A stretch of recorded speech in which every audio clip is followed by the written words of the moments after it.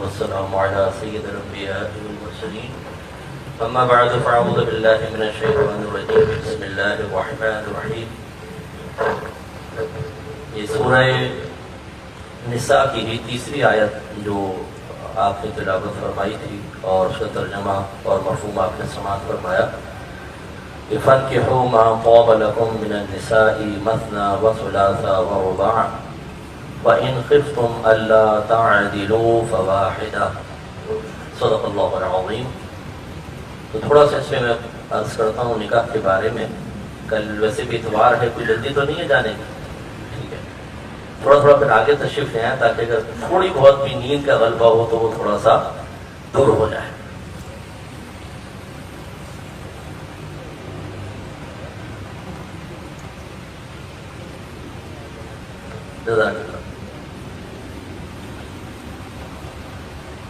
تو اس آیت کریمہ میں اللہ تبارک و تعالیٰ نے چند باتیں بیان فرمائی. پہلی بات تو ارشاد فرمائی کہ فَانكِحُوا مَا طَابَ لَكُم مِّنَ النِّسَاءِ. مردوں سے خطاب ہے کہ اے مردوں، تمہیں جو عورتیں پسند آئیں تم ان سے نکاح کر سکتے ہو. لیکن اس کا مطلب یہ نہیں ہے کہ عورت نہیں چاہ رہی، لڑکی نہیں چاہ رہی، تمہیں پسند آ گئی تو بس تم کر سکتے ہو، یہ مطلب نہیں ہے. خطاب مردوں سے ہے لیکن حکم شرع جو ہمیں نظر آتا ہے وہ جانبین سے نکاح کا یہ رضامندی ہے. جب تک لڑکی راضی نہ ہو نکاح نہیں ہو سکتا. تو اللہ تعالیٰ نے فرمایا مردوں سے کہ جو عورتیں تمہیں پسند آئیں تم ان سے نکاح کر سکتے ہو. اس میں ایک اشارہ یہ بھی ہے کہ اگر ایک عاقل بالغ مرد ہے، اور جیسے کہ آپ کو بتایا تھا کہ شرعی احکام کے مکلف عاقل بالغ انسانی کہلاتا ہے جو مسلمان ہے، عاقل ہے، بالغ ہے. اس حکم کا تعلق مسلمان سے ہے تو اس میں پھر مسلمان ہونا اور پھر عاقل اور بالغ ہونا یہ شرط ہوتی ہے، تبھی شرعی حکم متوجہ ہوتا ہے. تو اس میں یہ اشارہ ہے کہ اگر ایک نوجوان اپنا نکاح از خود کرنا چاہے تو وہ کر سکتا ہے، کیونکہ اللہ تعالیٰ نے نکاح کی نسبت خود مرد کی طرف کی ہے کہ جو عورتیں تمہیں پسند آئیں تم ان سے نکاح کر لو. یہ نہیں فرمایا کہ تمہیں جو پسند آئے اپنے والدین کو پہلے آپ بتائیں اور والدین تمہارا نکاح کریں، یہ شرط ہے، ایسا نہیں. اگرچہ ادب یہی ہے، بہتر یہی ہے اور ہم اسی کی ترغیب دیتے ہیں کہ اپنے والدین کو فوقیت دینی چاہیے. لیکن آپ میں سے کچھ والدین بھی بیٹھے ہوں گے، میں خود مطلب صاحب اولاد ہوں اور بہت سے ہمیں بہن بھائی سن رہے ہیں. شریعت نے اور ہمارا فقہ حنفی بھی یہی کہتا ہے کہ لڑکا ہو یا لڑکی جب وہ عاقل بالغ ہو جاتے ہیں تو انہیں اپنے نکاح کا اختیار دیا ہے، اور ان کے کوئی بھی جو گھر کا بڑا ہے اسے ان بچوں پر ولایت اجبار حاصل نہیں ہوتی. ولایت میں اختیار اور اجبار کا مطلب ہے جبر کرنا. تو جبر کرنے کا اختیار نہیں ہے، زبردستی نہیں کر سکتے. لہذا اگر بالفرض والدین زبردستی کریں اور لڑکی آخری وقت تک راضی نہ ہو تو یہ نکاح نہیں ہوگا. اگر لڑکی راضی ہو گئی تو الگ بات ہے. اب راضی نہ ہونے کی علامت یہ ہے کہ والدین بعض اوقات کہتے ہیں ہم فیصلہ سنا چکے ہیں، جہاں ہم نے کہا ہے وہی تمہیں نکاح کرنا. وہ لڑکی کہہ رہی ہے میں نہیں کروں گی، مجھے پسند نہیں ہے، نہیں تمہیں وہی کرنا. اب آخر میں وہ نکاح نامہ وغیرہ لے کر آتے ہیں، بالکل بچی چاہے کتنا انکار کر رہی ہو فورس کرتے ہیں تو پھر وہ خیر میک اپ وغیرہ کروا لیتی ہے، بیوٹی پارلر چلی گئی جی، کپڑے بدل لیے اور پھر نکاح نامے پر سائن بھی کر دیا. لیکن وہ آخر تک کہتی رہتی ہے میں اس پہ نکاح سے راضی نہیں ہوں. تو یاد رکھیں کہ قلبی ناخوشی ایک الگ چیز ہے اور ظاہری رضامندی ایک الگ بات ہے. اس لڑکی نے کم از کم ظاہری رضامندی تو ظاہر کی ہے، یہ باقاعدہ تیار ہوئی، اس نے اس پہ سائن نہیں کیا اور یہ رخصت ہو کے بھی چلی گئی کہ نکاح ہو جائے. یہ گویا کہ ظاہری طور پر لڑکی کی رضامندی ہے، اگرچہ دل سے وہ خوش نہیں. مکمل طور پر جو انکار ہے وہ یہ کہ لڑکی کے سامنے نکاح نامہ رکھے اور کہے کہ لے جاؤ میں اس پہ سائن ہی نہیں کرتی ہوں، نہیں پہنوں گی کپڑے. وہ زبردستی چار عورتوں نے پکڑ کے اس کو جیسے تیسے تیار کیا اور جب نکاح نامہ سامنے رکھا لڑکی نے منع کیا تو خود کسی نے ہاتھ پکڑ کے یا ویسے ہی سائن کر دیا، چلو بس ٹھیک ہے ہو گیا جی. یاد رکھیے یہ نکاح نہیں ہوگا. اگر اس لڑکی کو بھیج دیا تو یہ ہوا ہی نہیں نکاح. صرف دولہا سے قبول کروا لینے سے کچھ نہیں ہوتا. اور لازم سی بات ہے کہ جب لڑکی کا نکاح نہیں ہوا تو یہ ایسا ہے جیسے دو اجنبی مرد عورت کو ایک جگہ جمع کر دیا. اور یہ حرام اور زنا ہوگا۔ اس لیے ولایت اجبار چونکہ حاصل نہیں تو بچے کو راضی کرنا چاہیے۔ ایسے ہی لڑکیوں کا معاملہ ہوتا ہے، بعض اوقات والدین سختی کرتے ہیں، کہتے ہیں جہاں ہم نے کہا ہے وہاں کرو، اور بچوں کی رضامندی نہیں ہوتی تو بہرحال ان کی رضامندی کو فوقیت دینی چاہیے۔ لیکن ہم بچوں کو اکثر یہ سمجھاتے ہیں کہ اگر والدین کسی جگہ کر رہے ہیں تو آپ بھی انا کا مسئلہ نہ بنائیں، کیونکہ یہ ضرور ہم نے دیکھا ہے کہ جب از خود قدم اٹھایا جاتا ہے تو اس میں وہ برکت نہیں ہوتی جو ماں باپ کی اطاعت اور فرمانبرداری کے ساتھ کسی فیصلے کو قبول کرنے میں اللہ نے رکھی ہے۔ کیونکہ میں تو ایز اے مفتی ورک کر رہا ہوں، پورے ورلڈ سے ہمارے پاس کویسچن آتے ہیں، آپ یقین کریں کتنی لو میرجز ایسی ہیں جس میں لڑکوں نے ماں باپ کا دل دکھا کر از خود شادی کی، یا بچیوں نے اپنے والد اپنے بھائیوں کے سر شرم سے جھکا کر اور پورے خاندان میں ان کے لیے بدنامی کا سبب بن کر قدم اٹھایا، اور پھر وہ خوشی راس نہ آئی۔ یقینی سی بات ہے ماں باپ کا دل دکھائیں گے، ماں باپ کو تکلیف دیں گے، ذہنی اذیت دیں گے تو وہ خوشی کیسے راس آ سکتی ہے؟ تو پھر 2-3 مہینے میں ہی طلاقیں، 4 مہینے میں 5 مہینے میں طلاقیں، یا پھر اگر طلاق نہیں ہوتی دونوں پھر اپنی وہ انا کا مسئلہ بنا کر کہ نہیں یار اگر ہم سیپریشن ہوگی تو ہمارے خاندان والے کہیں گے دیکھ ہم نے تو پہلے سمجھایا تھا نا، اور جاؤ مجنون بنو اور تم لیلا بنو، تو اب وہ نبھانا ہے جی۔ تو پھر وہ حقیقی خوشی نہیں ہوتی گھر کے اندر۔ ایک رسمی سی 2 جسم ہیں جو ایک ساتھ ایک گھر میں رہ رہے ہیں، لیکن روحیں دونوں کی جدا ہیں، مینٹیلٹی بالکل نہیں مل پاتی۔ اور میں اس درس کے توسط سے اپنے ینگسٹرز کو جہاں پر بھی سن رہے ہیں ان کو خاص طور پر سمجھاتا ہوں، اگر آپ مچھلی پکڑنے جائیں تو کیا آپ یوں کریں گے کہ پانی کو ہلائیں گے، بولیں گے مچھلی آ جا مچھلی آ جا مچھلی آ جا؟ آئے گی مچھلی؟ نہیں، بلکہ دور بھاگ جائے گی نا۔ تو ہم ٹیکنیک استعمال کرتے ہیں، کانٹا لیتے ہیں، کانٹے میں جو ہم تو پہلے کیچوے لگاتے تھے، اس کے جو آگے سرا ہوتا ہے نوک اس پہ کیچوا لگاتے تھے، اور پھر وہ آرام سے پانی میں ڈال کے رکھتے تھے۔ پھر وہ مچھلی آتی تھی، وہ بڑا اس کو خوشنما لگتا تھا، وہ پکڑتی تھی، بس جیسے تھوڑا کھینچا ہم نے جھٹکا مارا وہ کانٹا بیچارے کے لگا پھنس گئی۔ تو یہ میں نے جو آپ کو ایک مثال دی ہے یہ بالکل اس شاخ پر صادق آتی ہے کہ چاہے لڑکی ہو لڑکا، یہ دونوں اندر کانٹے چھپے ہوتے ہیں، اوپر کیچوے لگایا ہوتا ہے، تکلف کے کیچوے، اور اپنے آپ کو بہت ہی خوشنما بن کر کے دکھانا، بہت ہی نرم گفتگو۔ لڑکا لے کے جا رہا ہے شاپنگ پر اور اس کو وہ ہار دلوا رہا ہے، زیور دلوا رہا ہے، اور وہ مچھلی جو ہے وہ سمجھتی ہے کہ یہ شاید میری فیور میں، وہ آ جاتی ہے جال میں، بس پھر وہ کانٹے میں پھنس گئی۔ اب جب وہ مچھلی پھنس جاتی ہے، آپ نے دیکھا جب تک مچھلی ہاتھ میں نہیں آتی تو کیسی ہم توجہ سے دیکھتے ہیں، نکل گئی، اور جب وہ آ جاتی ہے تو کیسے اٹھا کے اس کو ٹوکری میں پھینک دیتے ہیں، پھر اس کی طرف نظر پڑتی ہے نہیں، کیونکہ وہ قابو میں آ چکی ہے۔ بس یہ اچھی طرح یاد رکھیں کہ یہ جو ایک دوسرے کے لیے جال اور کانٹے ڈال کر بیٹھے ہوتے ہیں، کوئی بھی ایسا نہیں ہوتا جو فوری طور پر ایسی حرکت کرے کہ سامنے والا بدک کر بھاگ جائے۔ تمام تر اپنی صلاحیتیں، اپنی مہارت اور اپنے تمام تر جو اللہ تعالیٰ نے اوصاف دیے ان کو استعمال کر کے سامنے والے کو راضی کرنا اور اٹریکٹ کرنا مقصود ہوتا ہے، اور اس کا بہترین طریقہ یہ ہوتا ہے کہ اپنے عیوب چھپاؤ۔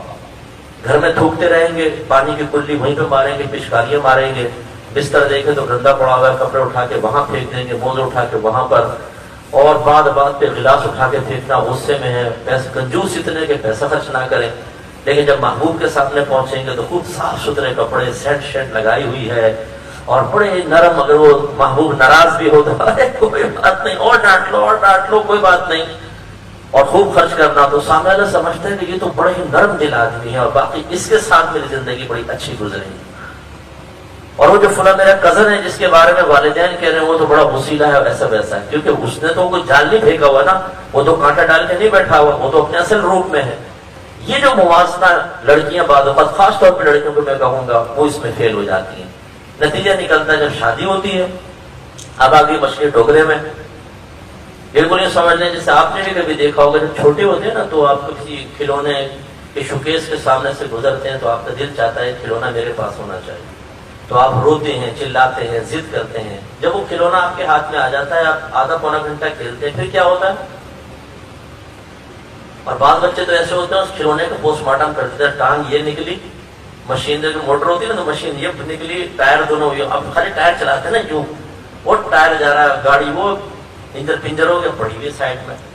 ہمیشہ یاد رکھیے گا اپنی طبیعت کو دیکھ لیں، جو چیز آپ سے کھینچے گی نا آپ کا دل اس کی طرف مائل ہوگا، اور جو چیز بآسانی آپ کے پاس آ جائے گی آپ کا دل اس سے بھر جائے گا. تو پھر یہ ہوتا ہے کہ نکاح سے پہلے چونکہ وہ مختصر ملاقاتیں ہوتی ہیں، جی بھر کے انسان بات نہیں کر سکتا، ایک حد سے آگے بڑھ نہیں سکتا، تو وہ بےتابی کے ساتھ اٹریکشن محسوس ہوتی رہتی ہے. اور انسان سمجھتا ہے، جیسے لڑکیاں بہت سی لکھتی ہیں، اس کا آپ کو وظیفہ بتا دیں، ایک لڑکا مجھے پسند آ گیا، میں اس کے بغیر زندہ نہیں رہ سکتی. اس کو غیر پتہ چل گیا کہ اگر یہ محبوب نہیں ملا مجنون تو لیلا تو گئی قبر میں. تو یہ بالکل ایسے اس کے بغیر نہیں رہ سکتی. اور ابھی نکاح ہوگا کچھ عرصے بعد پھر کہے گی میں اس کے ساتھ نہیں رہ سکتی ہوں، صاحب کوئی طریقہ بتائیں سے جان چھوٹ جائے میری. پھر جان چھٹاتے ہیں. تو جتنے میرے ینگسٹر یہاں بیٹھے ہوئے ہیں، اگر اس قسم کی کوئی خرافات میں آپ کا ذہن مبتلا ہو، فیس بک پر کوئی مطلب حور پری آپ کی طرف متوجہ ہو گئی ہو آپ کے تمام تر نقائص کو فراموش کرنے کے باوجود، تو کسی خوش فہمی میں مبتلا نہ ہو، بلکہ جو فیس بک پہ آپ کو ملے گی نا لڑکی، ہو سکتا ہے کہ بڑی مچھوں والا سلطان رائی ہو، زلیخا نام کی فیک آئی ڈی بنائی ہوگی، آپ سمجھ رہے ہیں بڑی نرم و نازک ہے، کسی ہیروئن کی فوٹو اس نے لگا دی، آپ اپنے خواب میں دیکھ رہے ہیں ہم گھوم رہے ہیں، آسمان پہ جا رہے ہیں اور درختوں میں گھوم رہے ہیں، باغوں میں گھوم رہے ہیں، اور یہ پتہ ہی نہیں کہ وہ پیچھے سلطان رائی بیٹھا ہوا ہنس رہا ہے، پاگل بنا رہا. تو یہ اور پھر اس طرح کی شادی اگر ہو بھی جائے، پھر فرض کر لیں جو لڑکی آپ ایک غیر اجنبی مرد کے ساتھ گفتگو کر رہی ہے خراب قسم کی، وہ آپ کے بچوں کی اچھی ماں کیسے بن سکتی ہے؟ وہ آپ کی صحیح بیوی کیسے بن سکتی ہے؟ بہت سے نوجوان ایسے ہوتے ہیں کہ جنہوں نے 4 5 6 جگہ اپنی قسمت آزمائی کی ہوتی ہے، کہیں نہ کہیں تو اللہ تعالیٰ جوڑ ملا ہی دے گا. تو سوچئے کہ پھر یہی صورتحال اس لڑکی کے ساتھ ہو تو اس نے 5 6 لڑکوں سے دوستی کی ہو کہ چلو جہاں پر پھر ٹرائی ماریں گے جہاں پر ہو جائے. آج کل تو اگر والدین تھوڑی سی دیر کرتے ہیں تو میں تو اسی معاشرے کا قصہ ہوں، تو بچیاں اپنے رشتے خود تلاش کرنا شروع کر دیتی ہیں. وہ کہتی ہیں خود تلاش کریں گے، پھر ابا جان کو امی جان کو بتا دیں گے اس جگہ ہم نے شادی کرنی ہے. تو پھر جب وہ تلاش میں نکل کھڑی ہوتی ہیں تو پھر وہ ایک پر اکتفا نہیں کرتی ہیں، پھر وہ آزماتی ہیں، ان کو بھی دیکھ لو، اس کو دیکھ لو، اس کو دیکھ لو. پھر اس میں دوستیاں ہوتی ہیں، اس میں وہ پکچرز وغیرہ ایک دوسرے کو دے دیتے ہیں. پھر اگر وہ کسی ایک سے شادی کر بھی لیتی ہے تو یہ جو فرینڈ شپ ہے یہ آگے چل کے بہت سخت نقصان کا باعث بنتی ہے اور ازدواجی زندگی تباہ ہو جاتی ہے، کیونکہ وہ فرینڈس پہ چھوڑتے نہیں ہیں، کالز آتی ہیں، پھر گھر کے چکر لگ جاتے ہیں. بعض اوقات ایسے ایسے کیسز میرے پاس آئے ہیں کہ شادی شدہ لڑکیاں شادی ہو گئی اور اس لڑکے نے بلیک میل کیا اور پھر وہ اس سے ملنے کے لیے کہیں پہ بھی چلے گئی، مارکیٹ میں کھلا جگہ، اور شوہر نے دیکھا اور پھر ہنگامہ ہوا اور پھر وہ سیپریشن ہو گئی. سمجھانا یہ مقصود ہے خصوصاً اپنے نوجوانوں کو کہ والدین اگر ایک لمحے کے لیے ان کا فیصلہ ہمیں ناپسند بھی محسوس ہو رہا ہو، آنکھیں بند کر کے قبول کریں، انشاءاللہ برکت ہو. ہم نے یہ دیکھا. لیکن جو خود اپنی مرضی سے قدم اٹھاتے ہیں وہ غلط. لیکن چونکہ یہ شریعت کا ایک حکم تھا تو میں نے آپ کی خدمت میں ذکر کیا. بچوں کو خدا نہ خواستہ ماں باپ سے باغی کرنا ہمارا مقصد نہیں ہے. تو اس میں ماں باپ کو بھی یہ ضرور سوچنا ہوگا کہ اولاد کی خوشی اصل ہے. زندگی بچے نے گزارنی ہے، ہم نے نہیں گزارنی ہے. تو اس لیے ہمیں ان کی مرضی اور ان کی فوقیت، ان کی پسند ناپسند کو بھی دیکھنا چاہیے. ایک دفعہ ایک بچی نبی کریم صلی اللہ علیہ وسلم کی خدمت میں پیش کی گئی. وہ کنیز تھی. ان کے گھر والے جو آقا وغیرہ تھے وہ لائے. عرض کیا رسول اللہ ہم اس بچی کا نکاح ایک اچھے گھرانے میں کرنا چاہتے ہیں. رشتہ آیا ہے اور یہ ایک غلام کو پسند کرتی ہے جو بالکل غریب آدمی ہے، اور وہ رشتہ اس کے مقابلے میں بہت اچھا. تو اب آپ اس کو فرمائیں کہ یہ ہماری مرضی کے مطابق وہاں شادی کر لے جہاں ہم چاہ رہے ہیں. تو آپ کے نبی نے کیا جواب دیے غور سے سنیں. سرکار نے فرمایا ہم نے 2 محبت کرنے والوں میں نکاح سے بہتر اور کوئی چیز نہیں پائی. نکاح کر دو جہاں یہ چاہتی ہے نکاح کرو. تو یہ سرکار نے ہمیں یہ بھی دیکھ سمجھایا کہ جو ولی ہوتے ہیں، جو سرپرست ہوتے ہیں، انہیں اپنے بچوں کے جذبات اور احساسات کا بھی خیال کرنا چاہیے. ضروری نہیں ہے کہ بچی معاذ اللہ کوئی آوارہ گردی ہو، آوارہ گردی کرے گی. بعض اوقات کزنس ہوتے ہیں، قریبی رشتہ دار ہوتے ہیں، آنا جانا ہوتا ہے گھروں میں. کسی پر مرد کی نظر پڑ گئی اور پسندیدگی آ گئی، یا بچپن سے پڑھتے ہیں چونکہ پل پڑھ کے جوان ہوتے ہیں تو پھر وہ ساتھ رہتے ہیں، دوسرے کی عادات سمجھ میں آ جاتی ہیں. اب اس میں ہمارے یہاں کھیچم تانی ہو جاتی ہے. بعض اوقات شوہر جو ہوتا ہے وہ چاہتا ہے کہ میرے خاندان سے لڑکا داماد بنے، اور بیوی چاہتی ہے ننیال سے آ جائے کوئی. اس ننیال و ددیال کے چکر میں بچوں کا ہو جاتا ہے کوڑا.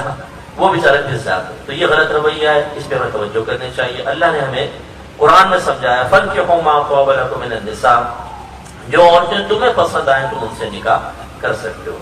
پھر اللہ نے تعدد ازواج کا ذکر فرمایا، مثنی و ثلاث و رباع، 2 اور 3 اور 4. ایک مخصوص مکتب فکر ہے جو 18 شادیوں کا قائل ہے. وہ کہتے ہیں دیکھو 2 4 3 6 6 4 10 اور 4 4 8 10 اور 8 18 شادیاں کر سکتے ہیں. بہت سے اس میں چونکہ بیچ میں واو آیا، مثنی و ثلاث و رباع، وہ کہتے ہیں واو جمع کے لیے ہے. تو 2 اور 3 اور 4 کتنے ہو گئے؟ 4 3 7 اور 2 9 شادیاں ہو سکتی ہیں. لیکن ہمارے نزدیک یہاں پہ واو بمانے آؤ ہے. واو مانے اور ہوتا ہے، او مانے یا ہوتا ہے. 2 سے کر لو یا 3 سے کر لو یا 4 سے کر لو، یہ نہیں کہ سب کو جمع کر لو. تو مرد حضرات کو اس قسم کی جو آیات ہیں وہ بہت ہی اچھی لگتی ہیں. پورے قرآن میں اس قسم کی آیات سے ذرا مطلب استدلال بھی بہت جلدی کرتے ہیں، دلیل طلب کرتے ہیں، اور اچھا بھی لگتا ہے کہ جی اللہ نے دیکھو نا ہمیں اجازت دی ہے 2 3 4. اور اس میں یہ یقیناً حقیقت ہے کہ اس میں چونکہ اللہ نے قید نہیں بیان فرمائی تو دوسری شادی کرنے کے لیے بیوی سے اجازت لینا ضروری نہیں ہوتا. اس میں اللہ نے مطلقاً مرد کو اجازت دی ہے.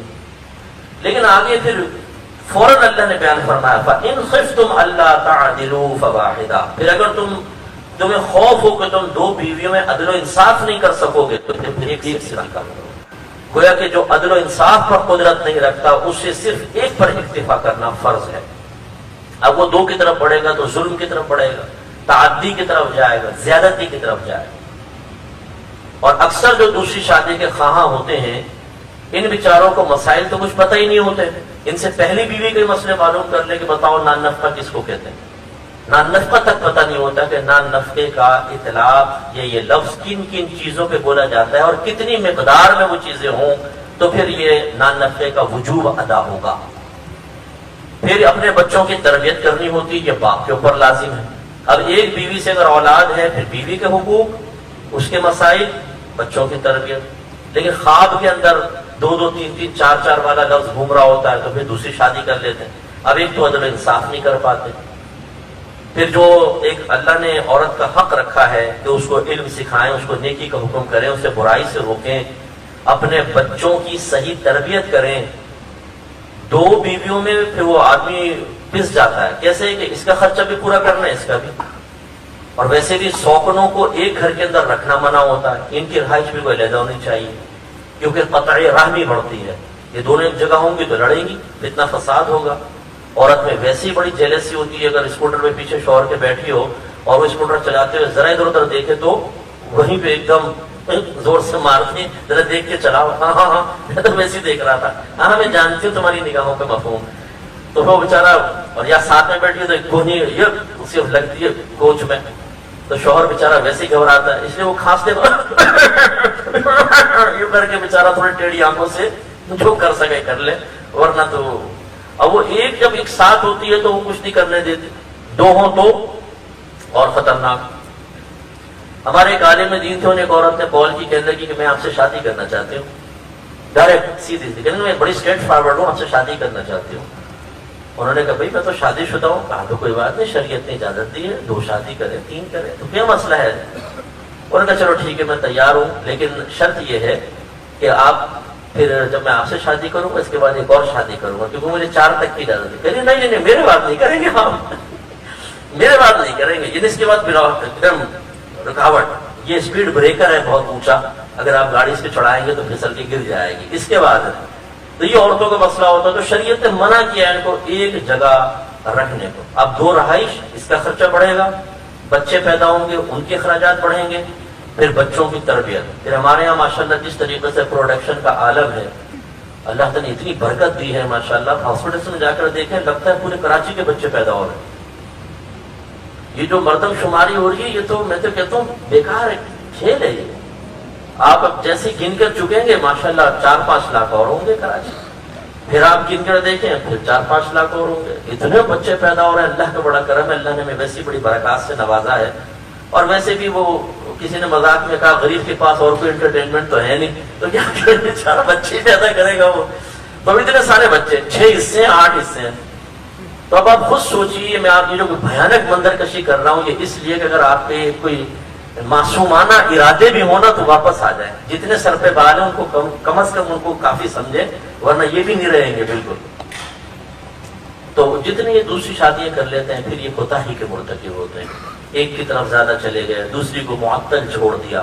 میرے آقا نے ارشاد فرمایا کہ جس کی 2 بیویاں ہوں اور وہ ایک کی طرف ہی مائل ہو دوسری کو چھوڑ دے تو بروز قیامت اس طرح آئے گا کہ اس کا آدھا جسم شل ہوگا, فالج زدہ ہوگا. اور یہ ایک ظاہری علامت ہے کہ جس کو دیکھ کے لوگ سمجھ جائیں گے کہ یہ دنیا میں صحت مند تھا تو اس نے ضرور کچھ نہ کچھ گڑبڑ کی ہے, اور ہو سکتا ہے اللہ تعالیٰ ظاہر فرما دے کہ اس نے ایک بیوی کو معطل چھوڑا. ایسی ایسی بچیاں ہمیں اپنے داستان غم سناتی ہیں کہ یہاں بیوی ہے پاکستان میں, باہر چلے گئے, وہاں دوسرے عورت سے شادی کر لی, اسی کے ساتھ رہتے ہیں 10-10 سال 12-12 سال عورت کو چھوڑا ہوا ہے, طلاق بھی نہیں دیتے. غیرت اتنی نہیں بھائی میں اپنی بیوی کو طلاق دوں کسی اور سے نکاح کرے گی, یہ بھی نہیں. غیرت ہے نا, اس کو غیرت کا نام دیتے ہیں. اور اس کے حقوق ادا کرنے کا بالکل دھیان نہیں ہے, وہیں پر ہے لٹکا کے چھوڑا ہوا. یہ اب سب میں اللہ نے ایک تقاضائے نفسانی رکھا ہے. یقینی سی بات ہے کہ مرد میں بھی ہے عورت میں بھی ہے. وہ اپنے آپ کو گناہ سے بچا کر چلا رہی ہے جیسے تیسے, لیکن تکلیف اور اذیت تو ہے. ایسے شخص کو سوچنا چاہیے اگر تمہاری بیٹی کو تمہارا داماد اس طرح چھوڑ کر چلا جائے 10-10 20-20 سال کے لیے اس کا حق ادا نہ کرے, یا تمہاری بہن کو تمہارا بہنوئی چھوڑ کر چلا جائے اور کسی اور عورت سے شادی کر لے, تمہارے جذبات اور احساسات کیا ہوں گے؟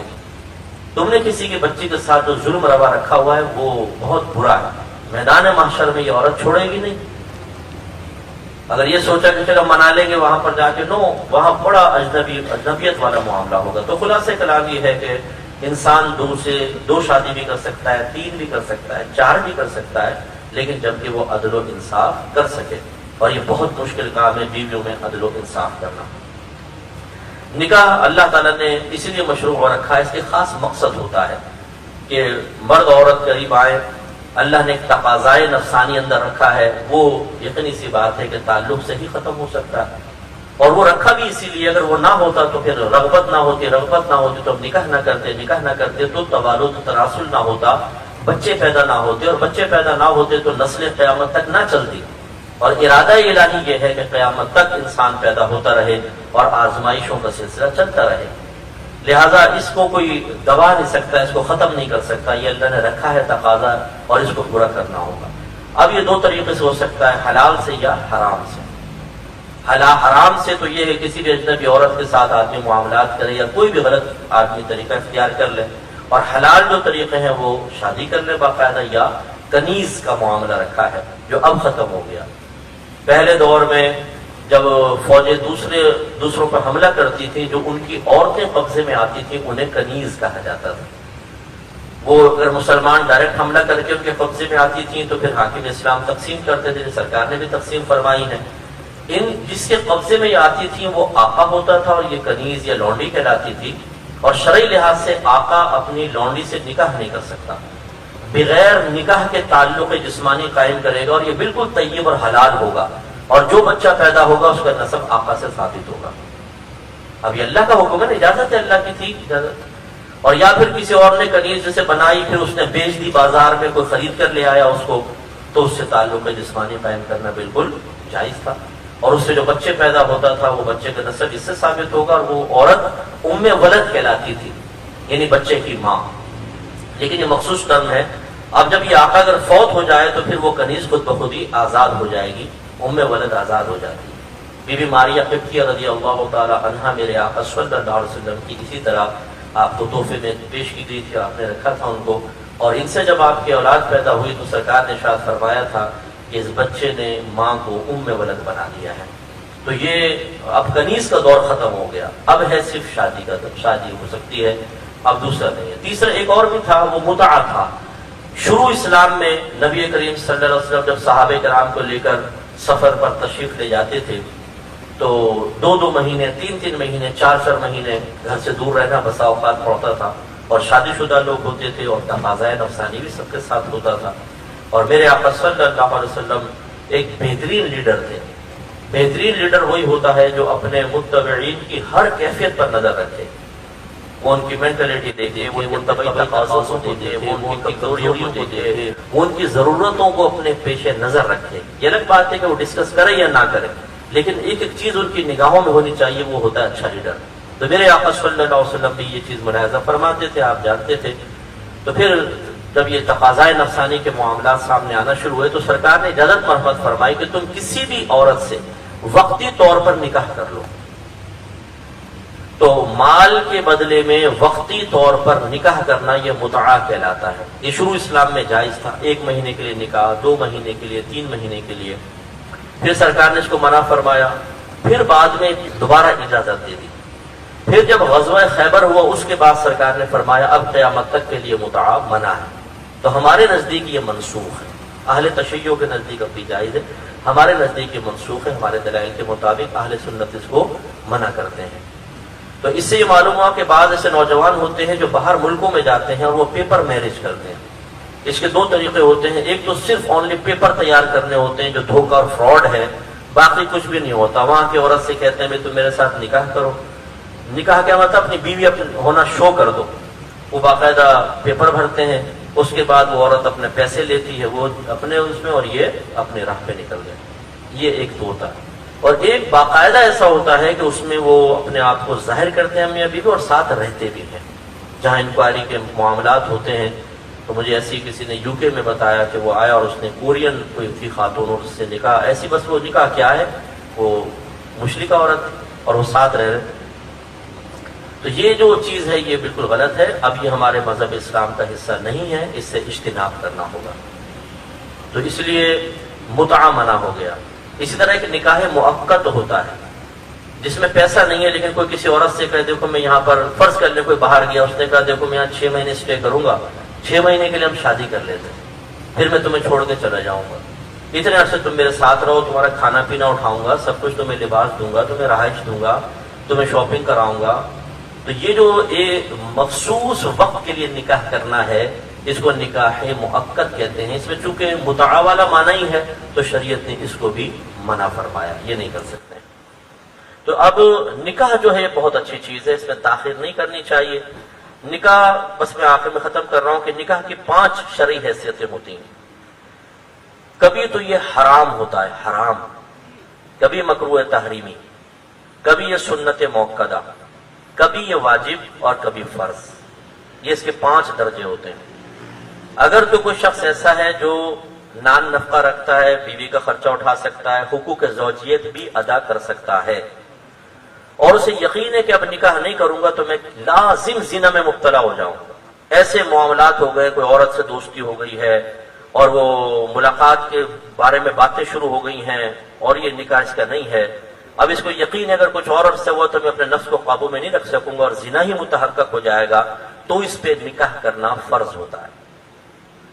اور اگر نان نفقے پہ قدرت رکھتا ہے، حقوق زوجیت بھی ادا کر سکتا ہے، لیکن زنا میں مبتلا ہونے کا یقین نہیں ہے، صرف خوف ہے، یار ابھی تو نہیں ہے لیکن ہو سکتا ہے آگے چل کر ایسا ہو جائے، فیس بک کے اوپر دوستی ہو گئی ہے، ویسے ہی باہر کے ملک میں یا آفس میں بعض اوقات لڑکیاں بھی ساتھ میں کام کرتی ہیں اور ایسی صورت میں نکاح بچانا مشکل ہو جاتا ہے، اور آہستہ آہستہ میلان ہو رہا ہے، اور گمان یہ ہے کہ یہ لڑکیاں اس قسم کی ہیں کہ کچھ ہی عرصے میں اگر ان کو تھوڑا بھی پیسہ دیا جائے تو ہر کام کے لیے تیار ہو جائیں، تو اب واجب ہوگا کہ یہ نکاح کریں، کیونکہ اب یقین تو نہیں لیکن شبہ تو ضرور ہے۔ تیسری ہے نارمل حالت، نان نفقے پہ قدرت ہے، حقوق زوجیت ادا کر سکتا ہے اور طبیعت بالکل نارمل ہے، کسی گناہ کی طرف میلان نہیں، یہ سنت موقدہ ہے، یعنی اس حالت میں نکاح کرنا۔ اور یاد رکھیں اس کے بارے میں نبی کریم نے فرمایا کہ النکاح من سنتی فمن رغب عن سنتی فلیس منی، نکاح میری سنت سے ہے، جو میری سنت سے بے رغبت ہوا وہ مجھ سے نہیں ہے۔ تو لہٰذا نارمل حالت میں نکاح کرنا چاہیے۔ اب جو حرام اور مکروہ تحریمی کی صورت ہے وہ یہ ہے کہ آدمی نان نفقے پہ قادر نہیں، حقوق زوجیت ادا نہیں کر سکتا، اس کو نہیں کر سکتا، کوئی کماتا دھماتا نہیں ہے، اور اس کو میڈیکلی طور پہ ایسی پرابلم ہے، کچھ اس نے ٹیسٹ وغیرہ کروائے یا کسی طرح پتا ہے کہ وہ حقوق زوجیت ادا نہیں کر سکتا، اس کے لیے نکاح کرنا حرام ہے۔ اور اگر یقین نہیں ہے، صرف شبہ ہے، مثلا اس کا کام ایسا ہے کہ ہوائی روزی ہے، جیسے یہ پراپرٹی ایجنٹ وغیرہ ہوتے ہیں، کوئی لگ گیا تو لگ گیا، نہیں تو کئی کئی مہینے تک کام نہیں چلتا، ایسے ہی مطلب ڈیلی ویجز پہ کام کرتے ہیں، کبھی لگ گیا کام تو ٹھیک ہے مل گیا، ورنہ بعد اوقات چھٹی بھی ہو گئی، اب اس کو شبہ ہے کہ میں نانحقہ دے سکوں گا یا نہیں دے سکوں گا۔ اور اسی طرح حقوق زوجیت کی ادائیگی کے سلسلے میں بعض لوگ مطلب اس طرح محسوس کر رہے ہیں کہ میں نہیں ادا کر سکتا ہوں، شک و شبہ ہے، تو پھر یہ نکاح کرنا مکروہ تحریمی ہوتا ہے، یعنی حرام کے نزدیک ہوتا ہے۔ تو اس کا مطلب یہ ہوا کہ جب انسان نارمل حالت میں ہے تو اور وہ نانحقے پہ قادر ہے، حقوق زوجیت پہ ادا کر سکتا ہے، تو نکاح میں ہرگز دیر نہیں کرنی چاہیے۔ بعض لوگ پوچھتے ہیں مفتی صاحب بچوں کی کس عمر میں شادی کرنی چاہیے؟ بالغ ہو جائے اور یہ تمام شرائط پائی جائیں تو پھر نکاح میں بالکل دیر نہیں کرنی چاہیے۔ یہ توریت کے اندر حکم لکھا ہے اور ہماری شریعت نے اس کو باقی رکھا کہ اگر لڑکی بالغ ہو جانے کے بعد ماں باپ اس کی شادی میں تاخیر کریں اور وہ کوئی گناہ کر بیٹھے تو اس کا وبال ماں باپ کے اوپر ہوگا۔ یعنی یہ نہیں کہ وہ لڑکی بری ذمہ ہے، لڑکی بھی ہے، لیکن اشارہ فرمایا کہ ماں باپ پر وبال ہوگا۔ اور اسی طرح لڑکے کا معاملہ ہے۔ تو ہمارے ہاں بعض اوقات اب یہ مسائل ایسے ہوتے ہیں کہ سب کچھ ہے لیکن کہیں گے کہ پہلے بہنوں کی شادی ہوگی پھر تمہاری ہوگی۔ اب یہ کوئی قاعدہ قانون نہیں ہے، لڑکا جوان ہے بالکل، شادی اس کے اپنے تقاضے ہیں، سب کچھ ہے، لیکن بہنیں جی 2 ہیں 3 ہیں، پہلے ان کی شادی ہوگی پھر وہ بعدوں کا لڑکا بیچارہ اوور ایج ہو جاتا ہے۔ اس میں ماں باپ کو خوف یہ ہوتا ہے کہ شادی کر دیں گے تو پھر بہنوں کی شادی کیسے ہوگی، لیکن اس نوجوان کے بھی جذبات اور احساسات کو تو خیال کرنا چاہیے۔ اس طرح بعض ہوتے ہیں جن کے خاندانوں میں طریقہ یہ ہوتا ہے، جی ہم 27-28 سال میں جا کے شادی کرتے ہیں، اس سے پہلے نہیں۔ بچے بیچارے جوان ہیں، وہ شادی کے منتظر ہیں، لیکن ہمارے خاندان میں ایک سوئی اٹکی ہوئی 28 سال کے اوپر جا کے۔ اچھا بعض نوجوان بھی ایسے ہوتے ہیں، لڑکوں کے ساتھ گھومنا پھرنا، یا کھا رہے ہیں وہاں کھا رہے ہیں وہاں جا رہے ہیں۔ اب جب انہیں کہا جاتا ہے تم شادی کر لو تو ایک بھیانک سا تصور ذہن میں آتا ہے اس آزادی کے سلب ہونے کا، کہ سارے دوست بیٹھے ہوں گے ہوٹل پہ کھانا کھا رہے ہوں گے، تکے کھا رہے ہوں گے، اور میں بیوی کے پاس بیٹھا ہوا اس کے پاؤں دبا رہا ہوں گا، بچوں کے پیمپر بدل رہا ہوں گا، میں باتھ روم میں جا کے اس کی فیڈر دھو رہا ہوں گا، اس کو دودھ پلا رہا ہوں گا رات کے 2:30 بجے۔ یہ تصورات ذہن میں آتے ہیں کہ نہ بنا بھائی ہم ابھی شادی نہیں کرنا چاہتے، کیوں؟ ذرا لائف سے انجوائے کرنا چاہتے ہیں۔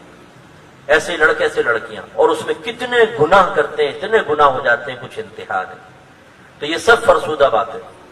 ایک دفعہ میں نے ایسی ترغیب دے رہا تھا تو میں نے کہا بھائی 12ویں پہ آپ اتنی لائٹنگ کرتے ہیں، ضرور آپ خرچہ کریں 12ویں پر، اسی لائٹنگ میں سے تھوڑا سا پیسہ بچا کر سرکار کے نام پر ہی کچھ جو علاقے میں غریب ایسی بچیاں ہیں جن کی شادیاں پیسے کی وجہ سے رکی ہوئی ہیں ان کو کر دیں، تاکہ ماں باپ کا بوجھ بھی ہلکا ہو۔ بہت سے بوڑھے ماں باپ ہوتے ہیں، دماغ کی رگیں پھٹ جاتی ہیں بیچارے جوان بچیوں کو دیکھ کر، تو ایسا آپ کریں تو بہت اچھی بات، مشورہ ہے۔ جب وہ بیان ختم ہوا تو ایک نوجوان میرے پاس آیا، کہنے لگا مفتی صاحب آپ کو صرف لڑکیاں ہی نظر آتی ہیں؟ میں نے کہا کیا مطلب؟ کہنے آپ یہ ترغیب بھی دینا کہ لڑکوں کی بھی لڑکوں کو بھی دیں۔ کہنے لگے میرے گھر والوں نے کہا ہوا جب تک اتنا کما کر نہیں دے گا تیری شادی نہیں ہوگی، نہ میں اتنا کما سکوں گا نہ شادی ہوگی۔ تو اس کا مطلب یہ ہے کہ ایسے بہت سارے شادی کے اور نکاح کے متلاشی ترسے ہوئے نوجوان ہیں جو چاہتے ہیں کہ شادی ہو جائے، تو پھر فوراً سے پیشتر شادیاں ہونی چاہیے۔ ہمارے ہاں جو اتنے سارے گناہ ہوتے ہیں، یہ ہمارا میڈیا بھی ایسا ہی ہے، اور ہم لوگ بھی معاشرے کے ایسا ہیں، اگر ایک داڑھی والا کوئی گناہ کر دے نا تو اس کو پھر بریکنگ نیوز بناتے نا، ایک دم کیمرہ تیزی سے سامنے لائیں گے، وہ داڑھی والا بچارا نظر آئے گا آگے پیچھے، وہ داڑھی والے نے گناہ کیا۔ یونیورسٹی کے ہاسٹلز کے اندر کتنے گناہ ہوتے ہیں، کوئی ایک بھی کبھی آپ نے سنا ہے میڈیا کے اوپر؟ اتنے گناہ ہوتے ہیں، کچھ انتہا نہیں۔ یونیورسٹیز میں، اسکولز میں، کالجز میں کوئی فرشتے تو نہیں پڑھتے ہیں نا، ان سے بھی خطائیں اور گناہ ہوتے ہیں، لیکن ہم وہ ظاہر نہیں کیے جاتے۔ تو مسئلہ یہ ہوتا ہے کہ کیوں اتنے گناہ ہوتے ہیں؟ یہ اس لیے اتنے گناہ ہوتے ہیں کہ ہمارے ہاں شادیوں میں تاخیر کی جاتی ہے اور ہمارے یہاں سے کوئی نظام نہیں ہے، تو اس لیے ہمیں اپنے بارے میں اچھی طرح سوچ کے رکھنا چاہیے۔ اور بس آخر میں جتنے شادی شدہ حضرات بیٹھے ہیں، ہم لوگ کہتے ہیں کہ جی شادی ہو جائے۔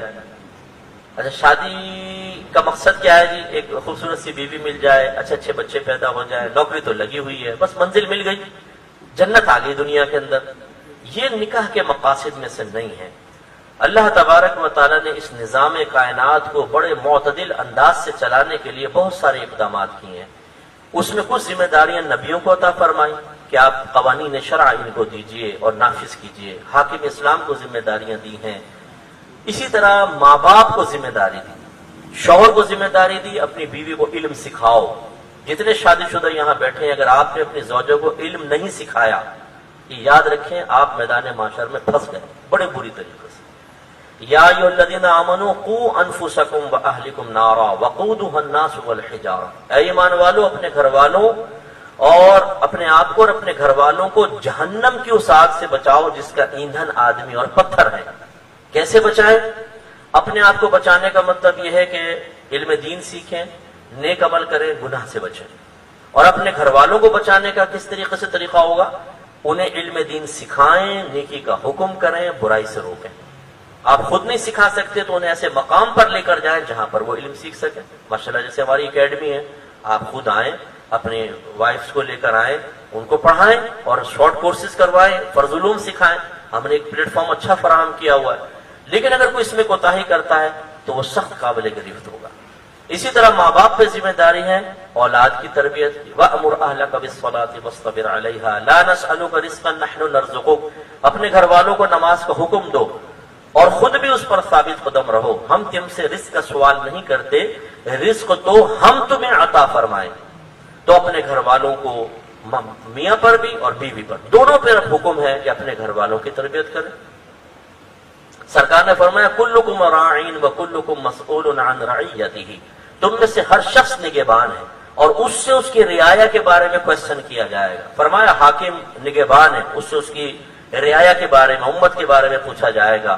شوہر اپنے گھر پر نگہبان ہے، اس سے اس کی بیوی اور بچوں کے بارے میں پوچھا جائے گا۔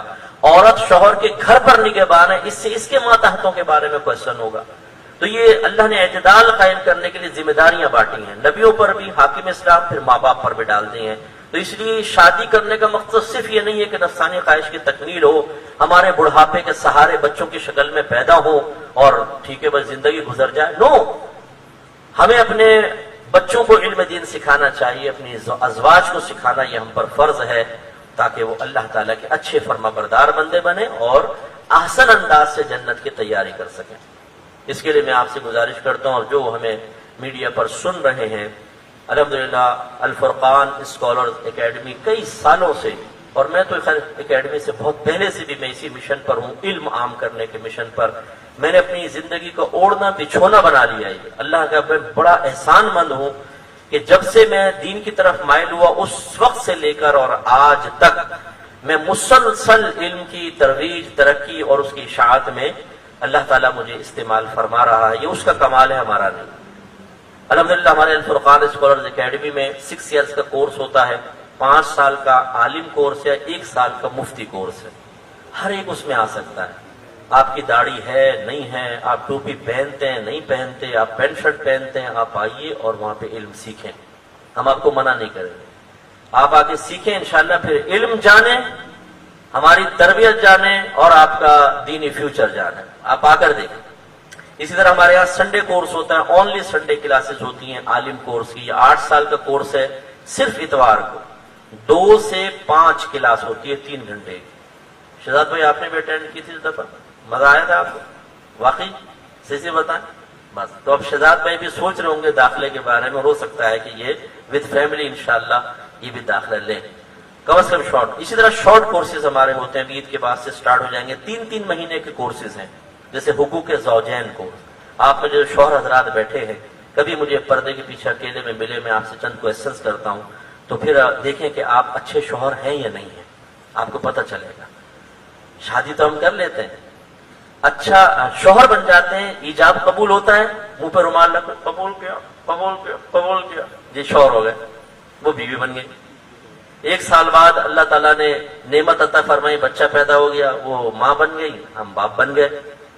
لیکن اچھا شوہر، اچھی بیوی بننا، کامل ماں باپ بننا، یہ بغیر علم کے نہیں ہو سکتا، یہ بغیر اچھی دینی تربیت کے نہیں ہو سکتا۔ آپ ایک دفعہ قدم اٹھا کر دیکھیں، علم سیکھیں گے، آپ کا دل مطمئن ہوگا، نور پیدا ہوگا، آپ کو خوشی ہوگی کہ اب میدان معاشر میں جا کر مجھے اپنے بچوں کے سامنے شرمندہ نہیں ہونا، اپنی بیوی کے سامنے شرمندہ نہیں ہونا پڑے گا، بلکہ پوری فیملی انشاءاللہ فخر سے سر اٹھا کے اپنے سرکار کے قلب میں خوشی داخل کر کے دخول جنت کا انعام پائے.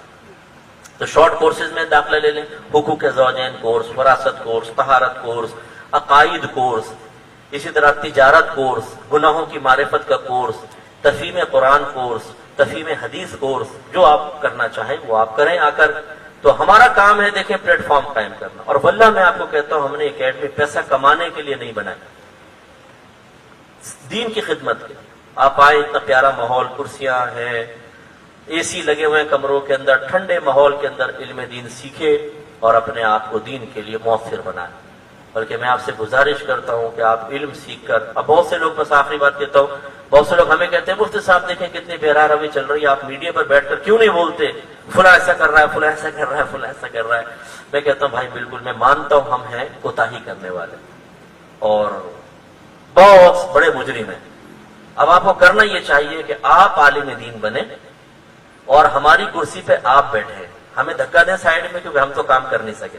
آپ بیٹھیں اور لوگوں کی اصلاح کریں. پھر پتہ چلے گا کہ واقعی علم دین سیکھنا، پھر اس کے تقاضے کے مطابق زندگی گزارنا، پھر لوگوں کو علم سکھانا اور محتاط انداز سے اپنی ہزارہا نفسانی خواہشات کو قربان کر کے زندگی گزارنا کس قدر مشکل ہوتا ہے. لیکن جس کے لیے اللہ اس میں لذت پیدا کر دے اور اس میں مزہ پیدا کر دے اور اس میں سکون پیدا کر دے، خدا کی قسم وہ اللہ کا بڑا ہی پیارا بندہ ہے.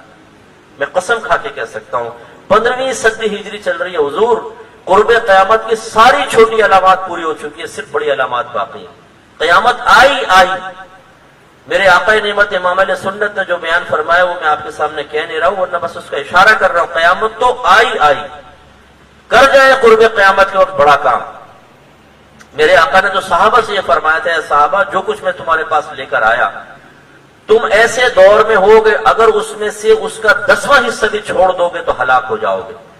اور ایک زمانہ ایسا آئے گا کہ جو کچھ میں لے کر آیا ہوں اگر کوئی اس کے 10ویں حصے پر بھی عمل کر جائے تو نجات پا جائے گا. اب یہ کوئی حوصلہ افزائی کے لیے نہیں کہا آپ نے اچھا چلو یار نماز چھوڑ رہا ہوں اب تو بچ جائیں گے، کوئی بات نہیں، 10ویں حصے پہ تو عمل کر لیں گے. نہیں، ہم اللہ کی بے نیازی سے ڈرنا چاہیے. سمجھانا یہ مقصود ہے کہ جو صرف 10% پہ حصہ 10% پر عمل کر لے، سرکار فرما رہے وہ بھی نجات پا جائے گا. اور جو اس دور میں 90% پر عمل کرے تو، اور 100% پہ عمل کرے تو، یا 70% پہ عمل کرے تو اس کا مقام کیا ہوگا آپ اندازہ کریں. بہت اعلیٰ مقام ہوگا.